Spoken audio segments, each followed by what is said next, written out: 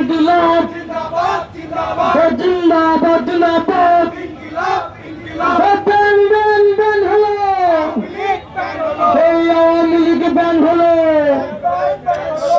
আপনারা জানেন যে আমরা আওয়ামী লীগকে নিষিদ্ধ করার যে ম্যান্ডেট সেটা কিন্তু সারা বাংলাদেশের জনগণ গত 5ই আগস্টে দিয়ে দিয়েছিল, কিন্তু তারপরও অফিসিয়ালি আওয়ামী লীগকে নিষিদ্ধ করা হচ্ছিল না।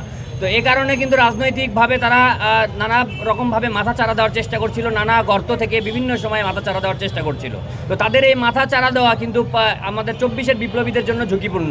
75-এর বিপ্লবীরা যেমন হুমকির মুখে পড়েছিল, এই 24-এর বিপ্লবীরাও এই একই রকম হুমকির মুখে পড়তে পারে যদি বাংলাদেশের বুক থেকে এই ফ্যাসিস্ট আওয়ামী লীগকে একেবারে চিরতরে নিষিদ্ধ না করা হয়। আপনারা জানেন যে এই ফ্যাসিস্ট আওয়ামী লীগ যখনই এসেছে বাংলাদেশে তখনই খুন গুম লুটতরাজ টাকা পাচার এসব হয়েছে এবং বাংলাদেশের গণতন্ত্র ভুলুণ্ঠিত হয়েছে। সে সময় তার বাবা মুজিবর বাকশাল করেছে, কন্যা করেছে ডিজিটাল বাকশাল, এবং সব সময় সেই সময় তার বাবাও ভারতের কাছে বাংলাদেশের স্বাধীনতা সার্বভৌমত্বকে জিম্মা দিয়েছে এবং এখনও কিন্তু হাসিনার সময় সেটাই হয়েছে।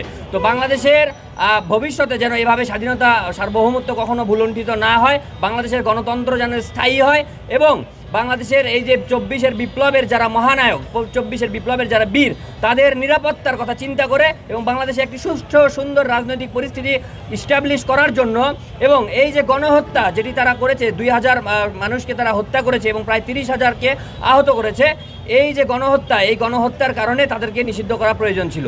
টানা 7মবারের মতো বেস্ট টিস্যু পেপার ব্র্যান্ড হিসেবে স্বীকৃতি পেয়েছে বসুন্ধরা টিস্যু। এখানে একটি মহল বলে বেড়াচ্ছেন যে আসলে এই অর্জনটাকে ছোট করে দেখানোর চেষ্টা করছেন, যে আসলে এটি কোনো অর্জনই নয়, আওয়ামী লীগকে নিষিদ্ধ করা হলো না, শুধুমাত্র তাদের কার্যক্রমকে নিষিদ্ধ করা হলো।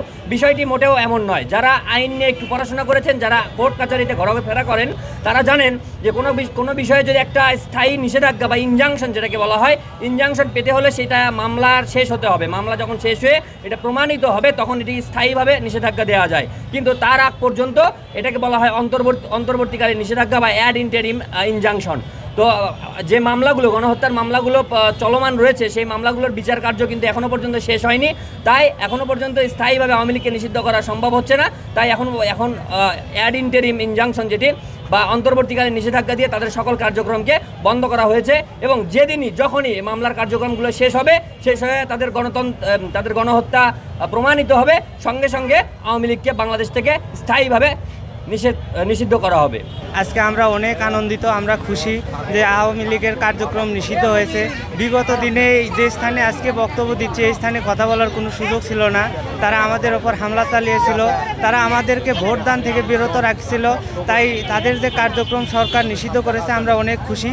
এবং আমি জনগণের উদ্দেশ্যে একটি কথা বলতে চাই, এই আওয়ামী লীগ দুইজন যে জায়গায় দাঁড়াবে, আপনারা তাদেরকে প্রতিহত করবেন এবং সরকারের প্রতি আমার একটি আহ্বান থাকবে এই আওয়ামী লীগকে চিরতরে নিষিদ্ধ করার জন্য।